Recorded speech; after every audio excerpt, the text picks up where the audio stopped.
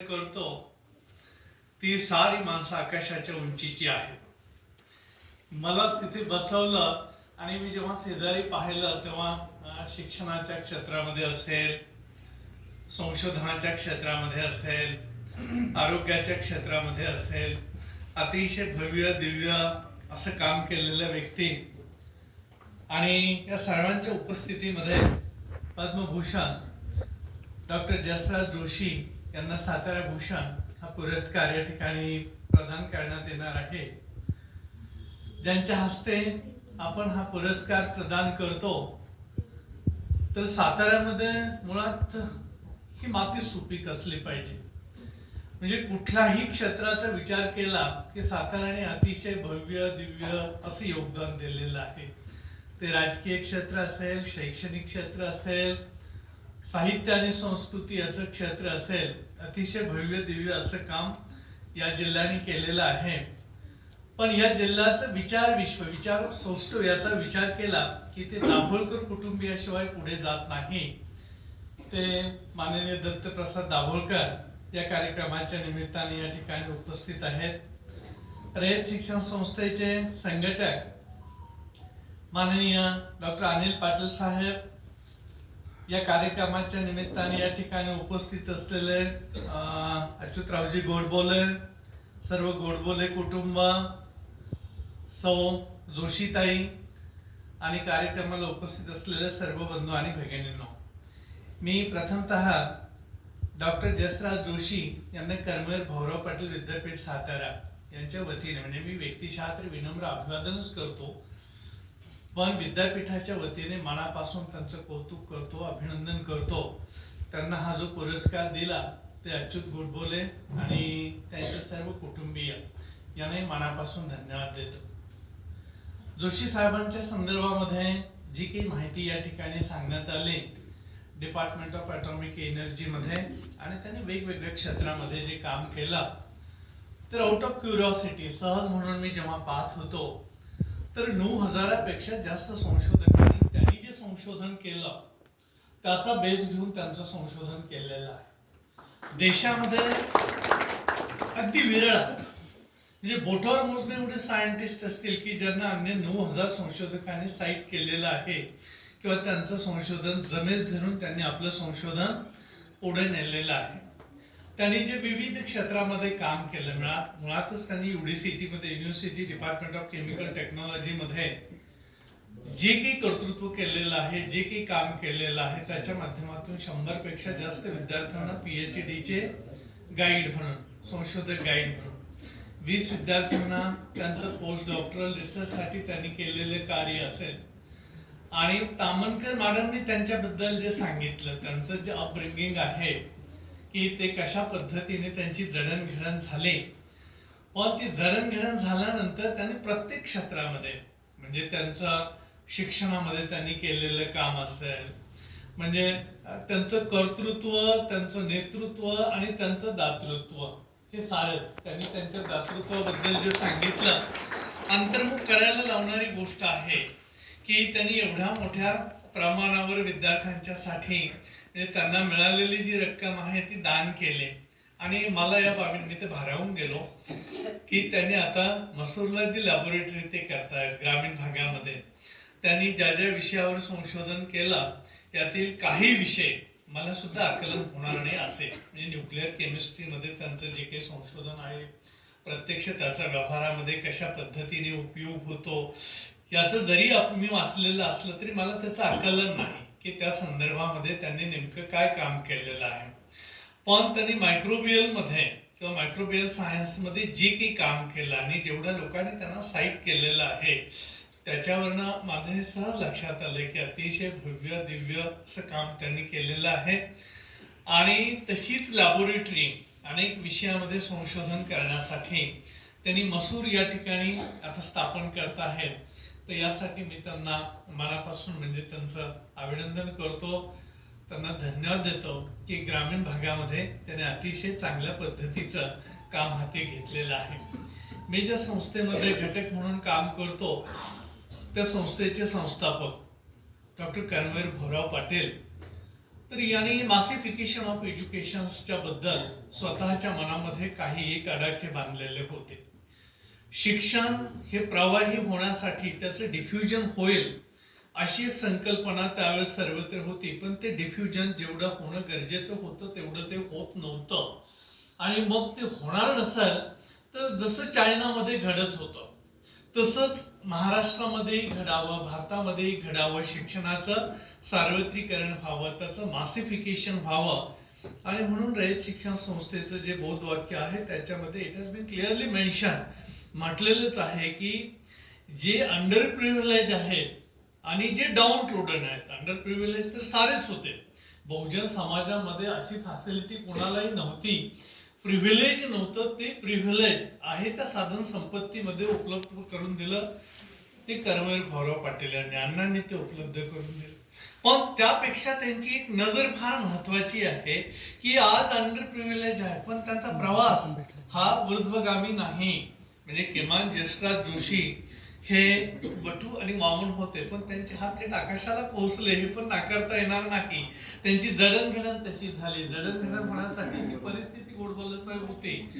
पण अण्णांचं आणखी एका घटकाकडे बारकाईने लक्ष होतं की जो आजही अंडर प्रिव्हिलेज आहे आणि उद्याचा त्याचा प्रवास अधोगामी आहे, तो आणखी खड्ड्यात चाललेला आहे, तो आणखी मागच्या दिशेने त्याचा प्रवास आहे, तो उन्नत होण्याच्या दिशेने एक पाऊल पुढे टाकत नाही.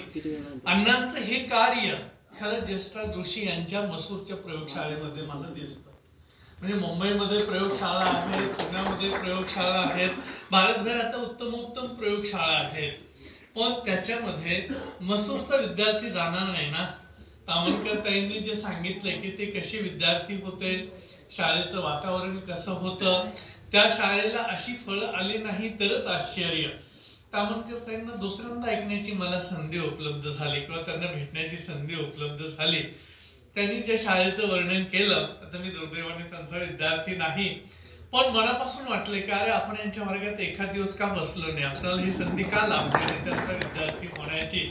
त्यांचा विद्यार्थी जो होईल म्हणजे त्यांचा परिसस्पर्श ज्यांना झाला तामणकर ताईचा, असा विद्यार्थी या ज्येष्ठत्वाला पोहोचला नाही तरच आश्चर्य म्हणायचं. त्यांचं नावही ज्येष्ठ आहे, श्रेष्ठ आहे, त्यांचं कर्तृत्व तर उघड दिसत आहे. आपण त्यांना सातारा भूषण पुरस्कार दिला. मुळात सातारा म्हणजे 7 तारा आहेत आणि ते केवढ्या उंचीच्या, त्या पाहिल्यानंतरच माणसाला एक प्रेरणा मिळते. आणि एक भूमिपुत्र म्हणून म्हणजे साताऱ्यामध्ये कोणाकोणाला पुरस्कार द्यावे याची जर मांदियाळी पाहिली तर मला असं वाटतं की ती यादीच अनएंडिंग राहील. त्याच्यामध्ये पद्मभूषण डॉक्टर यशराज जोशी यांना आपण सातारा, आणि ते खरोखर सातारा भूषण आहेतच.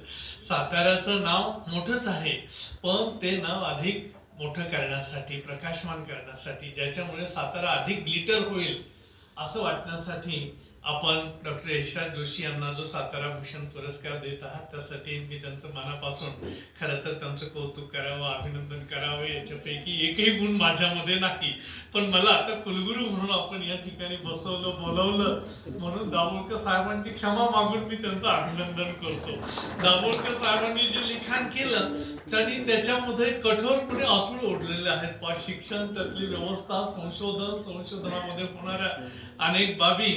तर मी पुनश्च एकदा कर्मवीर भाऊराव पाटील विद्यापीठाच्या वतीने त्यांना मनापासून त्यांचे कौतुक करतो, अभिनंदन करतो. त्यांना हा पुरस्कार प्रदान केल्याबद्दल गोडबोले आणि कुटुंबीय यांना मनापासून धन्यवाद देतो.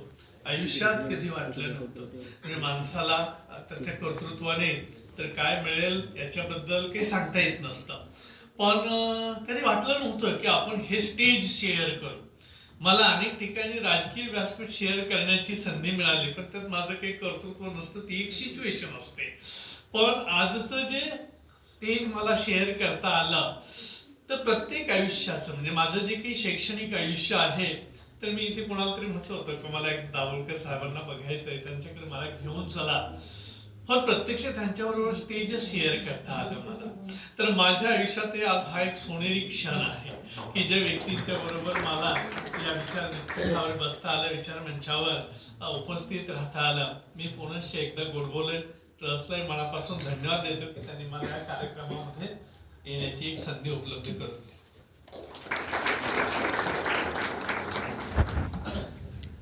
धन्यवाद मस्के सर. यानंतर रयत शिक्षण संस्थेचे संघटक माननीय डॉक्टर अनिल पाटील यांना विनंती करतो की त्यांनी आपलं मनोगत व्यक्त करावं.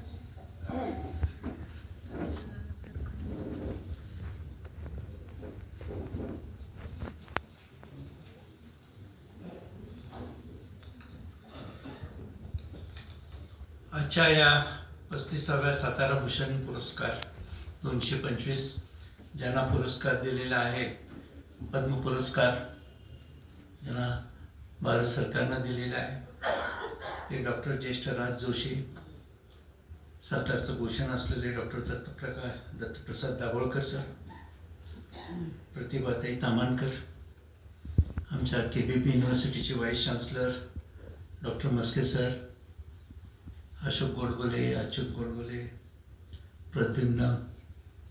खरं म्हणजे या गोडबोले कुटुंबियांचं आणि आमचे 3 पिढ्यांचे संबंध. भाऊ काका अरुणराव, त्याच्यात चिरंजीव त्यांच्याबरोबर. भाऊ काकांनी खरं म्हणजे या सातारला एक वेगळं स्वरूप दिलेलं होते. त्यावेळेला भाऊ काका होते, आप्पासाहेब होते, आनंदराव कुलकर्णी होते, सावकार होते, मलकापुरे होते, गुलाबभाई बागवान. एक त्या काळातली एक एकत्रित येणारी, सामाजिक सेवा करणारी, या साताऱ्याला काहीतरी नवीन दिशा देण्याचं काम त्यांनी केलेलं आहे. हीच मंडळी यशवंतराव चव्हाणांच्याच बरोबर काम करणारी, किंवा आप्पासाहेब असतील, भाऊ काका असतील, सावकार असतील, यांच्या सह्या यशवंतरावांच्या निवडणुकीच्या अर्जावर असल्याखेरीज पुढे जात नव्हते. तुम्हाला एक चांगली परंपरा या गोडबोले कुटुंबियांनी सुरू केली. नुसतं केवळ एक सातारा भूषण म्हणून दिलेले नाही आहे, एक आगळे वेळ पण आहे सगळ्या प्रश्न. मग ते सज्जनगडचा देवस्थान असू दे, ते तुमचं तारळेचं आपलं श्रीरामाचं ताफळचं श्रीरामाचं मफतलालांच्या बरोबर काम केलं काम असू देत, अगदी अंत्यसंस्कार मंडळ असू देत, सातारच्या जिथं हे भाषणं होतात ते सुमन स्मारक असू देत, किंवा मारुतीच्या पायऱ्या असू देत, किंवा सगळ्या सातारकरांचं जे देवस्थान आहे तुम्हाला खिंडीतला गणपती असू देत, या सगळ्या गोष्टी भाऊ काकांनी उभ्या केलेल्या आहेत. अरुणरावने पुढे केलेल्या आहे, अच्युतराव आणि त्यांच्या कुटुंबीय पुढे चालवतात. किंवा सातारचं साहित्य संमेलन आता उद्या भरतंय, ते सुद्धा पहिलं संमेलन साताऱ्यातलं, त्याच्यामध्ये सुद्धा भाऊ काकांचा खूप मोठा वाटा होता. त्याच्यामध्ये आप्पासाहेब भाऊसाहेब ही मंडळी त्यावेळी काम केलेलं. त्यामुळे गोडबोले कुटुंबियांनी जी सातारला एक चांगली एक वेगळी दिशा दिली आणि सगळ्यात मोठं काम केलं असेल तर ह्या 35 लोकांची ओळख करून दिली आम्हाला. ही नावं सुद्धा माहीत नव्हती. खरं सांगायला अच्युत ज्यावेळी आला त्यावेळी त्यांचं नाव सांगितलं, कुठेतरी नाव ऐकल्यासारखं वाटलं फक्त. पण त्यांच्या एकंदर विद्वत्तेची त्यांनी कल्पना दिल्यानंतर म्हटलं ही फंक्शन आपण इंजिनिअरिंग कॉलेजमध्ये घेऊ, रयतच्या प्रेमायसेसमध्ये घेऊ, आणि जे पुढच्या जगाला जे जरुरी आहे तुम्हाला. अण्णांनी शिक्षणाची संस्था केली. एक विद्यार्थी 30 रुपयाच्या बजेटवरनं आज आम्ही महाराष्ट्राच्या 16 जिल्ह्यामध्ये 700 शाखा आणि 4.5 लाख विद्यार्थ्यांना येतोय. आणि हे नुसतं त्या काळी त्या पद्धतीचं शिक्षण दिलं, आता बदललेलं आहे. जागतिकीकरण झालेलं आहे. जागतिकीकरणाच्या मध्ये IT चं युग आलेलं आहे, BTचं युग आलेलं आहे, MTचं युग आलेलं आहे, AI आलेलं आहे, NEP आलेलं आहे. जग बदललं, परिस्थिती बदलली आणि त्या परिस्थितीप्रमाणे शिक्षण पद्धती बदलली. त्या शिक्षण पद्धतीला एक वेगळी दिशा मिळाली पाहिजे आणि ती जर देण्यासारखं असेल तर आज जोशी साहेबांच्या सारखे व्यक्ती आम्हाला पाहिजे. आज आम्ही कॉलेजेस चालवतोय, 7 कॉलेजेस आमची ऑटोनॉमस आहे. आम्ही स्वतःची विद्यापीठ केलं. एकच त्याचा विचार होता की जगाच्या प्रमाणे पुढे काय. जगाची पुढची ही वाटचाल आहे ही संपूर्णपणे रिसर्चवर बेस्ड आहे. आणि आज आमचं स्वतःचं रिसर्च इन्स्टिट्यूट आहे. या क्षणाला आमच्याकडे जवळजवळ 550 PhDs आहेत. पण त्या PhDचा व्यावहारिक उपयोग कसा असला पाहिजे. आमचं स्वतःचं 24 विषयाच्या PhD देण्याचं काम आम्ही करतो तुम्हाला. आज आमच्या नावावर, रयतच्या नावावर जवळजवळ 108 पेटंट आहेत. पण या सगळ्यापेक्षाही पुढचं जग वेगळं आहे. IT चं जग आहे, AIचं जग आहे, artificial intelligence, robotic, cloud computing, blockchain, IoT, internet of things, chemical इंजिनिअरिंगमध्ये संपूर्ण बदल होते. 17 प्रकारच्या बॅटरीज येत आहेत किंवा हायड्रोजन म्हणून येत आहे, हे नॉन कन्व्हेन्शनल एनर्जी होते. हे सगळं जग बदलते आणि या जगाच्या बरोबर जी संस्था चालेल, जे विद्यार्थी चालतील, जे शिक्षक असतील तर ते जगतील. Survival of fastest and fittest. आणि याच्यासाठी जर या जगाच्या बरोबर चालायचं असेल तर पारंपरिक आपण थोडंफार कमी केलं पाहिजे. विद्यार्थ्यांना नव्या पद्धतीचं एक मार्गदर्शन केलं पाहिजे. आणि मग त्याच्यासाठी थोडंसं आम्ही एक थिंक टँक उभा केला होता. त्याच्यामध्ये माशेलकर होते, काकोडकर होते, तुमचे मुजुमदार सर होते. सर, आम्हाला तुमची एक विनंती आहे की आजची मीटिंग जरा थोडीशी आपल्याला ही सभा आपल्या सत्कारासाठी झाली, पण आमच्या सर्व प्राध्यापकांच्यासाठी आणि मुलांच्यासाठी आपण एक वेगळं सेशन घेऊया. पुढच्या जगाची ओळख करून द्या, त्यांना एक मार्गदर्शन करून द्या. आणि खरोखरच साताऱ्याचं जिल्ह्याचं आपल्यामुळं जसं सातारा जिल्ह्याचं नाव झालं तसं तुमच्यातून प्रेरणा घेऊन या विद्यार्थ्यांच्यामध्ये, आमच्या शिक्षकांच्यामध्ये सुद्धा काही चांगले जागतिक पद्धतीचे सायंटिस्ट हे होतील ही आम्ही अपेक्षा करतो. त्यासाठी तुम्हाला एक जाहीर आता मी आपल्याशी मी बोललो त्या विषयाशी. आणि खूप मोठं एक आव्हान उभं आहे आणि आपल्यासारख्या ज्येष्ठ लोकांची आम्हाला मार्गदर्शनाची अपेक्षा आहे की आपण आम्हाला मार्गदर्शन करावं. एवढं बोलून मी 2 शब्द संपवतो. धन्यवाद.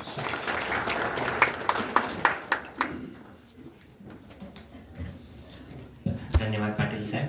मग असे जसं मी सांगितलं की आजचं व्यासपीठ एक विद्येच्या वैभवाने नटलेलं व्यासपीठ आहे आणि मुळात हा कार्यक्रम होतोच आहे तो अण्णांच्या आदरणीय अण्णांच्या कर्मभूमीत होतो आहे.